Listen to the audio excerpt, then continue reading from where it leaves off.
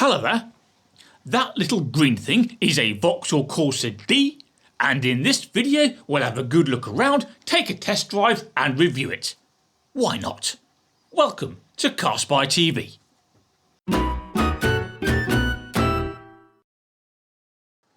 Okay, the Vauxhall Corsa we have in this video is a 3-door model from 2011. It has the 1.2 litre petrol engine that produces 85 horsepower, 5-speed manual transmission and front-wheel drive. This small supermini class vehicle, which is only about 4 metres long, also has the Excite trim level. Excite is a special edition, so it has 1 or 2 extras such as this particular type of alloy wheel. What do you think about this rather vibrant colour then? It's called lime green pearlescent, and I rather like it because it means I can easily spot the car in a car park and probably from space. Right then, let's have a look at the car's interior and we'll start with the instrument cluster, so let's light that up. There we are, and that is attractive and easy to read, but there is something missing. I'll give you a moment to see if you can spot it. There is no permanent engine temperature gauge, which is, let's say, unwise. We'll put it that way. Now, you can make one appear on this screen down there, but the process is a bit of a faff and you have to do it every time you start the car. Never mind though. Moving on to the centre of the dashboard, we have this screen, which is larger than you get on some Vauxhall Corsas of this era, but it's not a touch screen, so look, we can poke it all day and all night, nothing is going to happen. Down here, well, we've got the hazard lights. This button here locks the car's doors, just like so. Now, the stereo, that sounds reasonable enough. It has a CD player there, and look, it even does MP3s because we're feeling a little bit fancy. Oh, now, I should also tell you that this car being a special edition Excite model, it also has Bluetooth, so you can connect your phone wirelessly to it and make calls which you can then hear through the car's stereo. And also, this is clever, the contacts which are stored in your phone appear here on the screen. All very nice. And at the bottom, just down here, we have the heating and ventilation controls, which are traditional and easy to operate, and we even have air conditioning, although on this particular car it doesn't work. Blast. Now, as I said earlier, this car has 5-speed manual transmission, and there is the pattern. And as we can see, reverse is all the way up here, top left, immediately next to first. And that is okay, but I would personally rather find reverse down here. I just find that a little bit more intuitive. And when you need to select reverse gear, you can't just slam it in any old how. You have to first lift up this little button. Where's it gone? There it is. See that? And then when you pull that up and hold it, you can then slam it into reverse, just like so. Now, this car also has a traditional manual handbrake, which suits me just fine. I prefer those in many ways to the more modern electric ones, but there is no central armrest here between the two front seats, which I do miss, and also you therefore lose a little bit of storage. Now, would you like to see something truly terrible? Look how shallow the glove box is. It's just down here on the passenger side. We'll open it up and look at this area here. Very shallow indeed. In fact, what I'll do, I'll put my glasses in there and that will give us a sense of scale. Look, that pretty much fills up this part of the glove box, at least in this direction. It is slightly wider here, but still considerably less than the palm of my hand. So really that's not a lot of use, let's be honest about it. On the plus side, there is a cup holder there, and these indents here are for storing a pen and a torch. That's fine, but it doesn't compensate for the lack of space. Now, the boot on this car is 285 litres, which is difficult to conceptualise. So for scale, we've got this suitcase. It's medium to large, I say, and that fits in very nicely. There it is, and we can see there's still a reasonable amount of space here, and indeed down there for your WD-40 and your gloves and your wheel bolts. Speaking of wheel bolts, if you do need to change your wheel because you get a flat tyre, the tools are in there.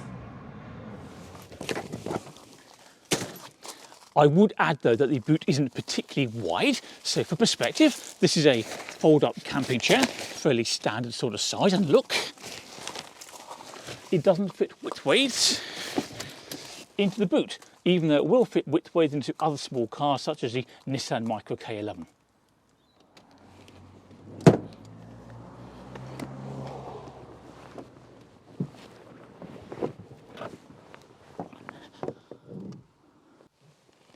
Right, well, we're in the back now, and it's not particularly easy to get in because this is only a 3-door car. I'd much rather have a 5-door Corsa, to be honest with you. Now, while we're here, there are a few things to show you, some good, some not so good. Right, legroom. For contrast, I've pushed the driver's seat all the way forwards and the passenger seat all the way backwards. And look down there. You would really have to despise your rear passenger to make him or her try and squeeze a leg into that tiny little gap. Can I get in? Oh, come on. Oh, yes, just about. In contrast, it's a much better story over here with the driver's seat forward. There's actually plenty of space. So overall, there is decent rear legroom in this car, as long as the front seats are reasonably far forwards. As for headroom, well, it's decent enough considering this is a 3-door supermini. Now, I'm about 5'10", 5'11", sitting up straight, and yes, it's fair to say I can feel the ceiling rubbing on my hair, but it's okay for a short journey. So if you're my height or shorter, you'll be okay. But if you're 6'5", probably not. Now, something I'm not so keen on are these large rear C-pillars at the back of the car. These do impede visibility quite a lot when you're reversing, and indeed those small side rear windows don't help either. And in case you're wondering, this car does not have any parking sensors or indeed a reversing camera, so we're going old school with this one. Now, before we move on from the back of the car, there are a few useful things to show you. We have these storage pockets, for example, in the back of the seat, and we also have down here, look, a little bit more storage, including a cup holder just down there, and you'll like this. Have a look. Can you see that green bar just down there? And the adjacent one just down there. Well, these are part of the ISOFIX system that enable you to connect a child seat to the car without having to wrap it up in the adult seatbelt, which if you've ever done it, you'll know is a real pain in the neck. And everything I've shown you here on the off side of the car is repeated on the near side.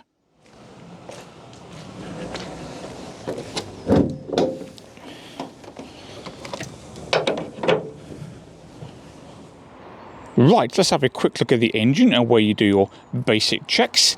So this one is a 1.2 litre 4-cylinder petrol. That's where you check the engine oil level. On the dipstick there, that's where you top up. Over here, that is the air filter housing. This one here is the brake fluid, and it takes .4, see that? And if we go all the way down here, along the front of the car, this is the engine coolant expansion tank. That's where you top up your windscreen washer fluid. The battery here, of course, and in here, this is one of the fuse boxes.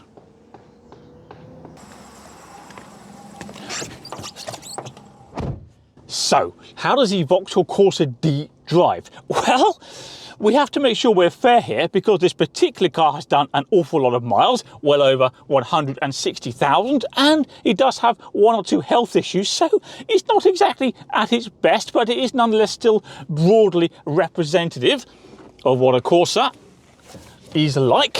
And one of the first things I notice when I drive this car is how light the steering is. So look at this, one finger, are you ready? Round we go. No problem whatsoever. And of course, if you're feeling lucky, you can go back the other way, just like so. So that does make it nice and easy to maneuver. This car also has a tight turning circle as well. So it's a doddle to park, apart from the slightly impeded rear visibility that I mentioned earlier because of these big fat rear C-pillars. Right, now driving along, as we are now at about 30 miles an hour, the ride is perfectly decent, borderline comfortable, although when you go quicker it does get a little less refined. This guy is coming right up behind us like we're parked, but we are doing the speed limit, so he's going to have to wait. Anyway, the gearbox in this car is a little bit notchy and unrefined. How much of that is wear and tear on this particular car and how much of that is a Vauxhall Corsa design, I'm not sure. It's not too terrible, but it's a long way from battery smooth, let's put it that way. The primary controls, such as the indicators, which are here on the left wand, and the windscreen wipers, which are here on the right wand, they fall easily to hand. However, the lights operate from a rotary dial close to my right knee, and that doesn't come easily to hand. A lot of cars put it down there. I'd much rather it was on the end of the wand here though. As for performance, this 1.2 litre petrol powered Vauxhall Corsa D goes from 0 to 62 miles an hour in 13.6 seconds. That's not particularly fast. That said, the car feels reasonably nippy at town speed if, for example, you put your foot down in second gear and accelerate from 10 to 30 miles an hour. It's more at higher speeds where you could do a bit more power if, for example, you want to accelerate from 50 to 70.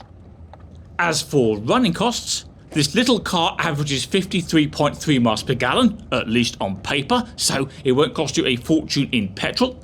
It's also fairly cheap to tax here in the UK, and if it does go wrong, parts don't typically cost a fortune. So, how do we summarise this Vauxhall Corsa D 1.2 petrol? Well, it's not the best car in class, but it is nonetheless a good all-rounder. On the plus side, it has low running costs, a decent equipment specification for the time and considering it's a supermini, and also the boot is big enough to be useful, as we've seen, although it's not enormous. The car also feels nicely screwed together, again for the class. The Corsa is also easy and light to drive, but it's not particularly refined overall, and a bit more power would be useful on occasions. It's suddenly got really cold outside, so I've come indoors. Anyway, that's my thoughts. Let me know what you think about the Vauxhall Corsa D in the comment section of this video. You're also welcome, of course, to subscribe to CarSpyTV. Can you also please do me a favour and click like on this video, and I'll see you next time. Probably driving something else. Who knows? Bye-bye.